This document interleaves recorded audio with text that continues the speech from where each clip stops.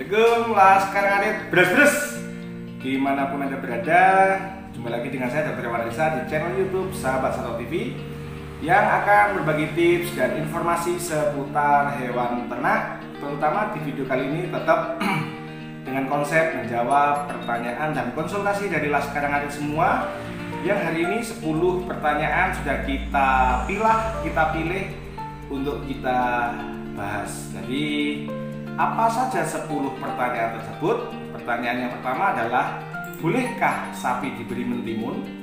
Pertanyaan yang kedua, sapi saya sudah berumur 2 tahun tetapi belum birahi, padahal sudah dikasih obat cacing dan nutrisinya bagus.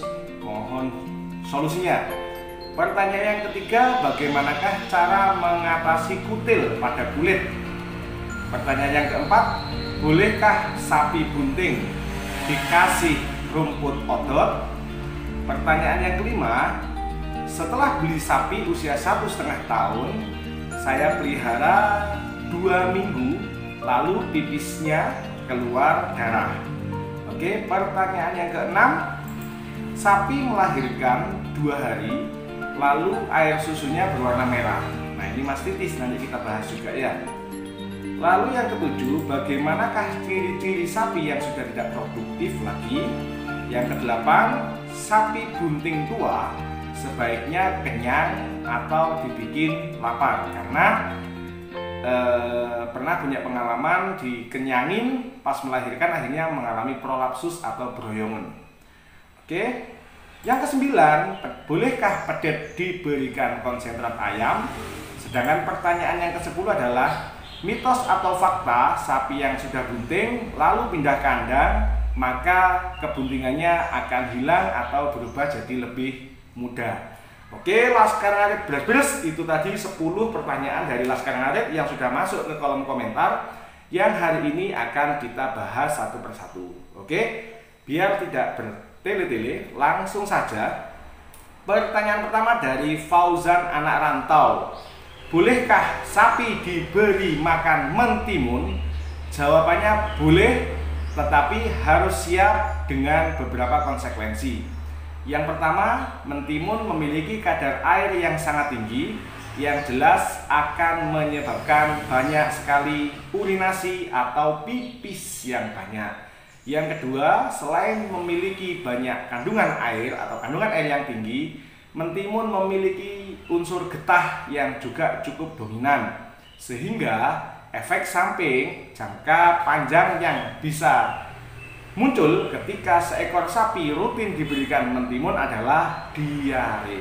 Jadi jika memang sesekali saja dikasih mentimun tidak masalah, tapi jika diberikan dalam jangka panjang, resikonya adalah diare atau mencret atau banyak nguyuh.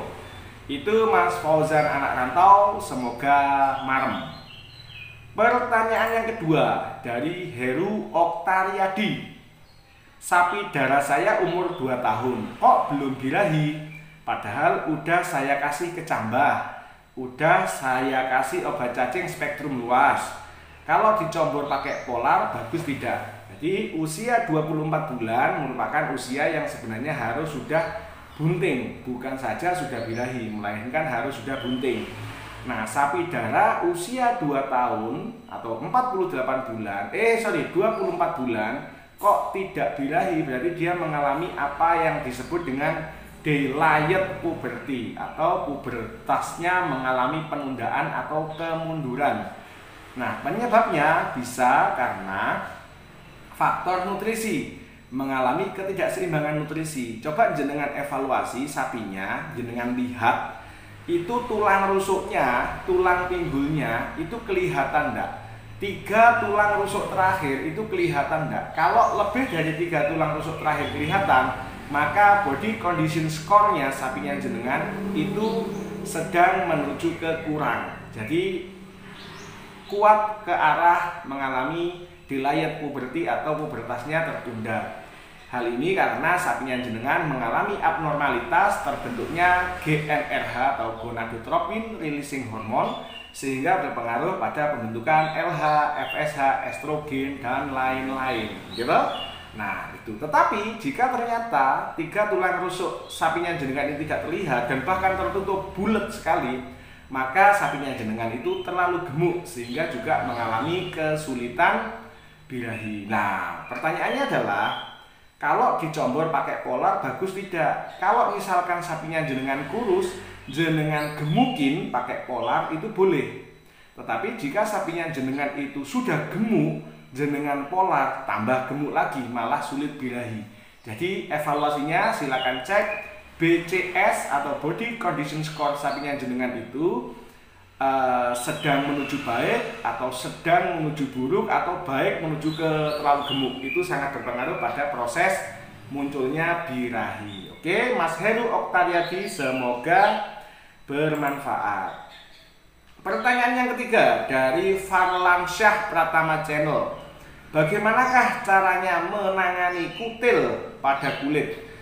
Kutil pada kulit sapi itu sering disebut sebagai skin papilloma. Nah, papilloma pada sapi itu disebabkan oleh virus. Nah, tetapi anehnya penyakit ini adalah suatu penyakit yang anomali. Ya, dia kutil, papilloma itu tumor, virus, tapi kadang mati dengan injeksi antibiotik. Kadang juga mati dengan injeksi antiparasit. Iya toh? Nah, kadang kita juga dokter pendekatannya berbeda, diambili, dioperasi satu persatu, ditumbuk, digerus, diambil serumnya, lalu disuntikan untuk membentuk antibodi. Jadi banyak sekali. Cuman kalau jenengan tatak itu diambili manual, stok gitu. Lalu manggil dokter untuk memberikan injeksi anti radang dan antibiotik serta anti alergi supaya tidak berlanjut pada infeksi kulit yang lebih parah. Jadi solusinya bagaimana cara menanganinya? Jenengan panggil dokter, diskusi dengan dokter, dokter pakai pendekatannya apa? Operasi, injeksi, atau pembuatan antibodi melalui vaksinasi yang dia buat nanti. Ya, Mas Farlansyah Pratama Channel, semoga bermanfaat. Itu skin papilloma, jenengan baca-baca di Google tentang skin papilloma, penanganannya sebaiknya bagaimana. Cuma pertimbangan saya itu tadi. Oke.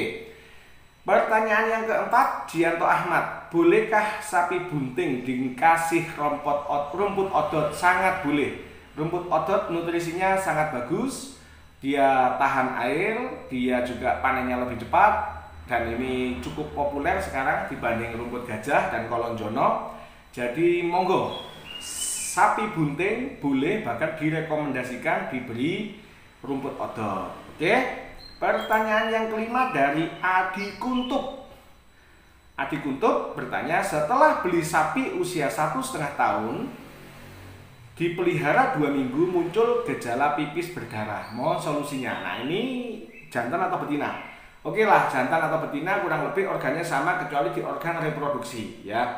Jadi pipis berdarah pada sapi itu bisa karena sistitis atau bakterial sistitis, infeksi pada saluran kemih, pada kantong kencingnya, bisa karena infeksi parasit leptospira, bisa karena infeksi babesiosis, karena sama ya, parasit darah, bisa karena keracunan, bisa karena gangguan ginjal.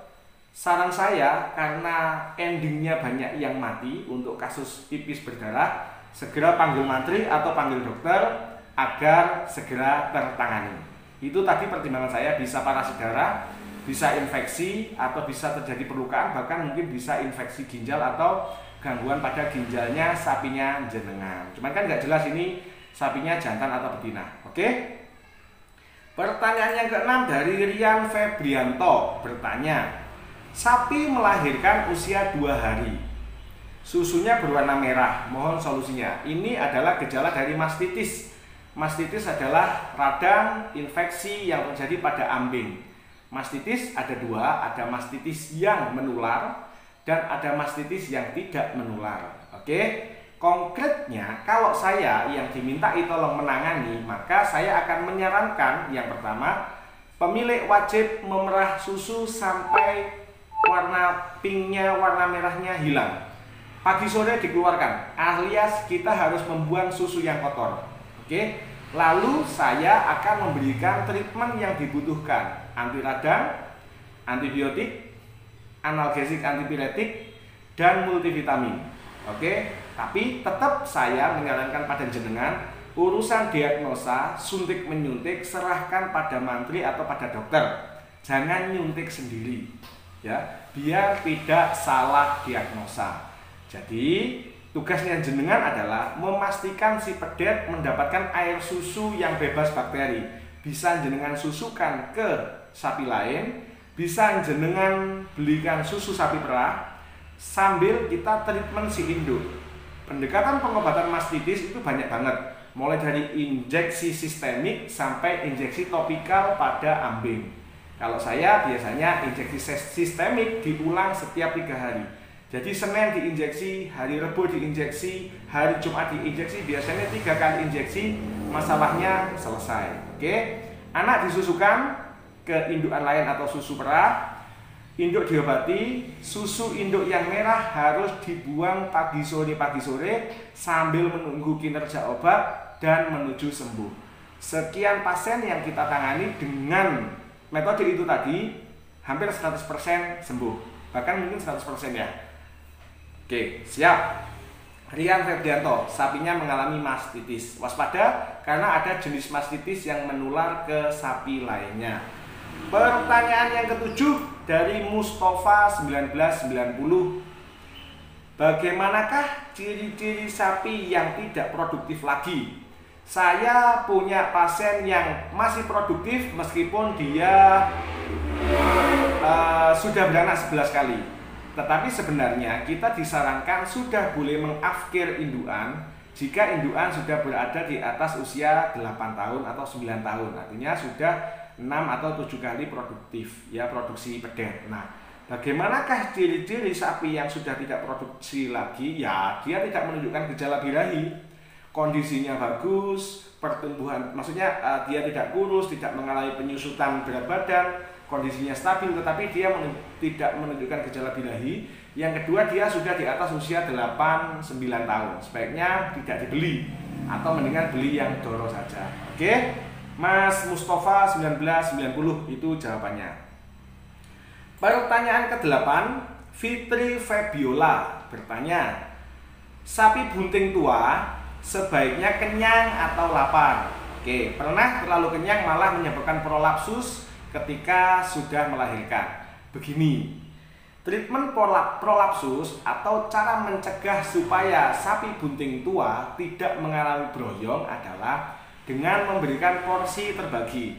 Porsi terbagi itu adalah porsi di mana seekor sapi tetap mendapatkan 10-12% dari berat badan dalam bentuk hijauan. Misalkan begini, sapinya jenengan beratnya 400 kilo, maka dalam 1 kali 24 jam sapi ini mangan piro? 40-50 kilo rumput, ya toh? Nah, biasanya jenengan memberikan rumput ini menjadi 2 biuk, pagi 25 kilo, sore menjadi 25 kilo, sehingga begitu makan kenyang 25 kilo itu langsung masuk ke dalam perutnya si sapi, sehingga tekanan 25 kilo makanan ini bisa menekan ke arah uterus yang berisi pedet, sehingga tekanannya intraabdominalnya menuju ke vagina itu sangat besar. Maka kita sarankan jenengan melakukan porsi terbagi. Sehari dia tetap makan 40-50 kg, tetapi jenengan bagi 4-5 kali makan. Jadi pagi KI 10 kilo ya, masuk tercerna, masuk ke usus, dia pup. Lalu jam 9 kasih lagi, jam 12 kasih lagi, jam 4 dikasih lagi, jam 8 malam dikasih lagi. Jadi dalam 1 hari seekor sapi tetap memakan kuantitas yang sama, dalam jumlah yang sama seperti biasanya, tetapi kita lakukan pemberiannya secara terbagi sehingga tekanan intraabdominal tidak terlalu besar dan tidak menyebabkan prolapsus. Oke, Fitri Febiola, kita lanjutkan ke pertanyaan yang ke-9. Bolehkah pedet diberikan konsentrat untuk ayam? Tentu konsentrat untuk ayam komposisinya berbeda dengan konsentrat untuk sapi. Tapi prinsipnya boleh jika jenengan memberikannya secara bertahap atau tidak langsung makbiuk karena akan menyebabkan kembung atau indigesti. Tetapi jika memang harganya konsentrat untuk sapi tidak terlalu mahal, maka saran saya lebih baik diberikan konsentrat atau polar untuk sapi. Oke, pertanyaan yang terakhir Laskar Ngarit Bres-Bres. David Adi, apakah jika sapi bunting pindah kandang akan berubah lebih mudah usia kebuntingannya? Mitos atau fakta? Itu mitos, tidak benar. Sapi 9 bulan jenengan pindah ya tetap 9 bulan. Sapi tidak bunting jenengan bulan ya tetap jenengan pindah ya tetap tidak akan bunting. Jadi itu mitos. Jadi bisa jadi yang dianggap hilang kandungannya atau lebih mudah kandungannya itu adalah sebuah modus di mana seorang penjual mengatakan sapinya bunting 7 bulan padahal sebenarnya baru bunting 3 bulan. Seekor penjual mengatakan sapinya bunting padahal aslinya tidak bunting, dan yang disalahkan adalah proses perpindahan kandangnya tersebut. Oke, Laskar Ngarit Bres-Bres dimanapun Anda berada, itu tadi alhamdulillah saya hari ini bisa menjawab 10 pertanyaan dari Laskar Ngarit semua. Semoga jawabannya bermanfaat, menambah informasi edukasi buat Laskar Ngarit semua dan bisa bermanfaat bagi saya di kehidupan nanti. Sekian video dari saya, Laskar Ngarit Bres-Bres dimanapun Anda berada. Support channel saya dengan subscribe, like, share, dan silakan jika ada yang perlu didiskusikan, silakan tulis di kolom komentar. Sekian, saya ucapkan matur nuwun, terima kasih. Assalamualaikum warahmatullahi wabarakatuh. Laskar Ngarit Bres-Bres, semangat!